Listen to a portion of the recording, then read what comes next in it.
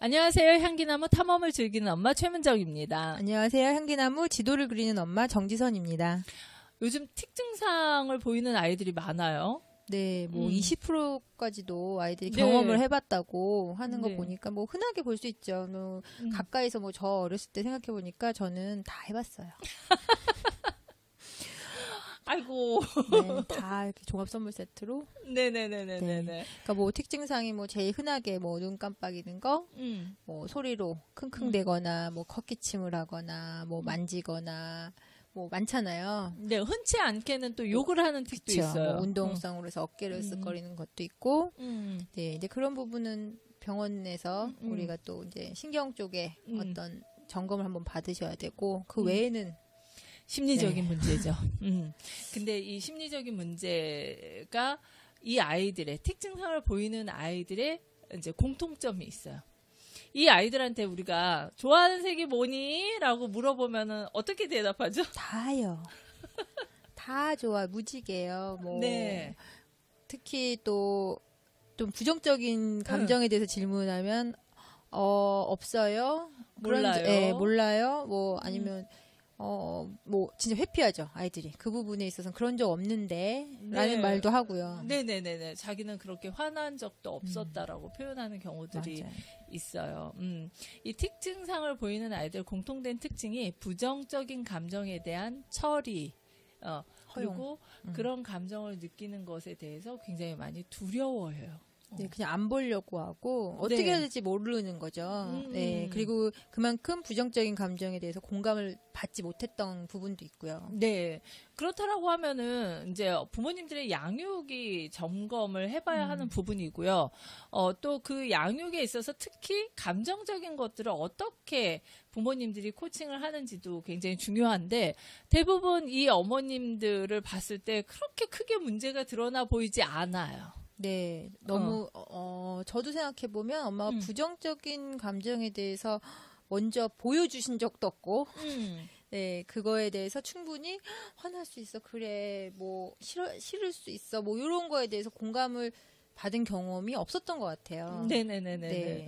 그러니까 어머님들도 좀 둔감해져 있는 부분이 분명히 있을 거예요. 네, 이게 이제 감정 처리에 대한 부분들은 사실은 부모님들한테서 많이 배우는데 어머님 아버님이 그게 좀 잘 안 됐을 경우에 아이들도 근데 이제 부모님들 같은 경우에도 어느 정도 이제 성장하면서 조금 굳은 살이 있기 때문에 참아낸다든지 뭐 이런 부분들은 있기는 해요. 근데 아이들은 예민하다 보니까 처음 경험하는 거고. 네, 네.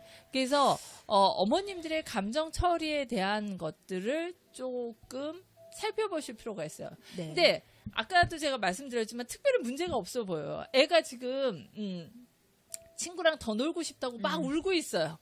그러면은 이 우는 게 너무 힘들어요. 그래서 얘를 빨리 울음을 그치게 하고 싶고 얘를 빨리 행복한 아이로 만들고 싶어요. 그래서 엄마가 사탕 줄게.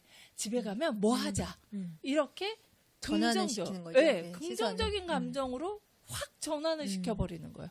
그럼 이 아이는 그런 이별에 대한 감정, 부정적인 감정에 대한 것들을 처리할 기회를 갖지 못하게 되는 거죠. 네, 방법을 한번 실질적으로 한번 뭐 그런 부분에 있어서 어떻게 읽어주면 좋을까요? 우선은 어이구 지금 뭐가 많이 슬픈 것 같은데 더 놀고 싶은 거야? 아니면 저 친구랑 헤어지는 게 지금 아쉬워서 그런 거야? 어떤 거야?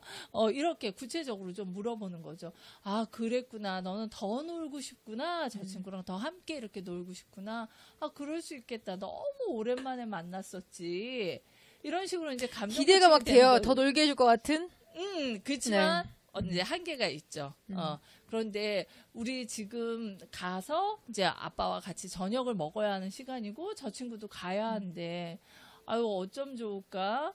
이런데 우리 여기는 더 놀고 싶고 이렇게 하는데 그럼 우리 다음에 또 만나 뭐 언제 꼭 만나 뭐 이렇게 나름 방법을 찾으려고 한다라는 거죠. 그 타협을 보고 그렇죠. 네, 뭐 간혹은 뭐 이렇게 그럼 5분만 더 알람 울릴 때까지 기회를 주시기도 하고 네, 그런 다음에 네. 무조건 가야죠.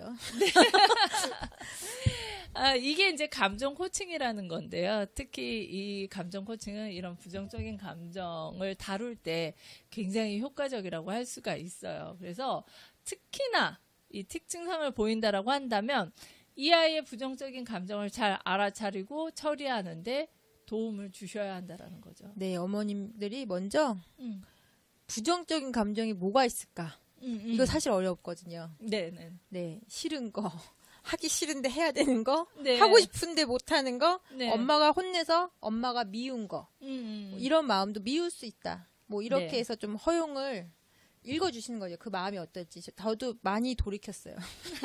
어린 시절로 돌아가서 네. 내 마음이 어떨 것 같은지. 그러니까 조금 이해가 되더라고요. 아이 입장이. 네네네. 그래서 부정적인 감정에 대한 처리 이런 부분들이 충분히 경험이 되다 보면 그 감정이 느껴질 것 같은 상황이 두렵지 않아요. 네, 말로 표현할 수 있고, 그쵸? 네, 공감받을 수 있으니까요. 네.